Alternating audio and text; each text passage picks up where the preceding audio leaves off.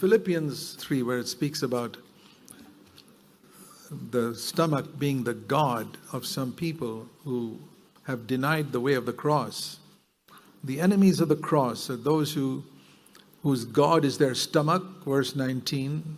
Philippians 3, the enemies of the cross mentioned in verse 18, who don't want to follow Paul or his example of other godly men, and whose end is destruction.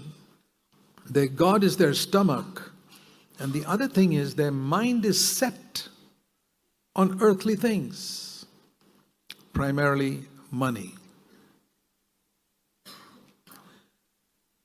God has given us money to use, and I believe it's a test. He tested many people through money. Judas Iscariot failed the test through money. He didn't fall into sexual sin. It was money that made Judas, a betrayer. It's a great warning. The one disciple out of 12 fell away because of money. There was a love for money there. Imagine you can sit and listen to the most powerful message that Jesus preached for 3.5 years, and he still loved money. And you can sit here and listen to powerful messages, and in your heart, you can love, you set your mind on earthly things. In other words, you don't use money, your mind is set on it, set on it. There's nothing wrong in using money. There's nothing wrong in having a lot of money. If God gave it to you and it's all earned righteously. If all the money you have earned is righteously earned, not because you cheated the government or cheated other people or cheated in business or anything, it's all righteously earned.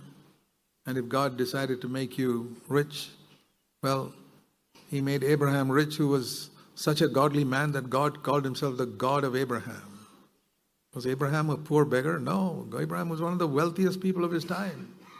And God calls himself the God of Abraham. Imagine if God put your name and said, I'm the God of so-and-so. Boy, what an honor. And in Job's time, he was the richest man in all the earth. He was a billionaire, and he was the most godly man that lived on earth at that time. So the Bible doesn't teach that if you have money, you can be ungodly. No. But one of the things Job said in his book was, I have not made gold my God. Just like you can make stomach your God, you can make money your God. Where you worship it. Like people worship food, they can worship money. And I want this, and bow down, what the idol says, do this, you do it. That's how many people live. This God says, I'll give you money if you do all these wrong things. And they do it, and they get it. So their mind is set on earthly things. You've heard me use the illustration of a rubber band. To me, that's the best illustration I've ever found. If you have a rubber band, a true Christian is one who's got his mind set. His mind is set on things above. But because he lives on earth and he's got to do hundreds of things on earth for many hours a day, he has to stretch that rubber band to the things of earth for 8 hours in his place of work, and maybe another 5-6 hours with a lot of jobs at home. But then, when all the work is done, the rubber band is released, goes back up to think about the things of heaven, the things of God, and things of God's Word, meditate on God's Word. That is a true Christian. But he's spending 14 hours a day thinking about earthly things. Nothing wrong in it. He has to work. He has to earn his living. A mother has got to take care of the children, has to cook the food.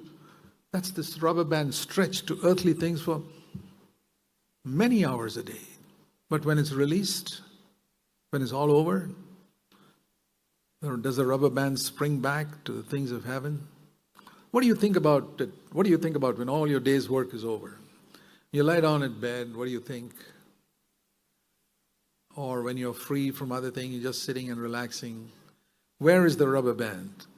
For many people, for the worldly people, it's the other way around. It's never stretched to heavenly things. But for Christians, many Christians, the rubber band is tied to the earthly things.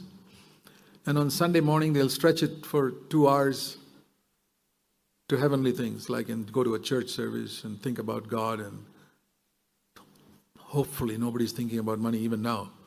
But some people, even in church, they're thinking about that. But it's stretched there. And then the 2 hours service is over.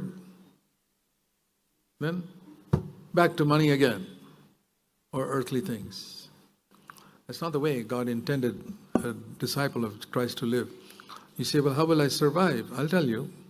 If you seek God's kingdom first and His righteousness in everything, all that you need on earth will be added to you.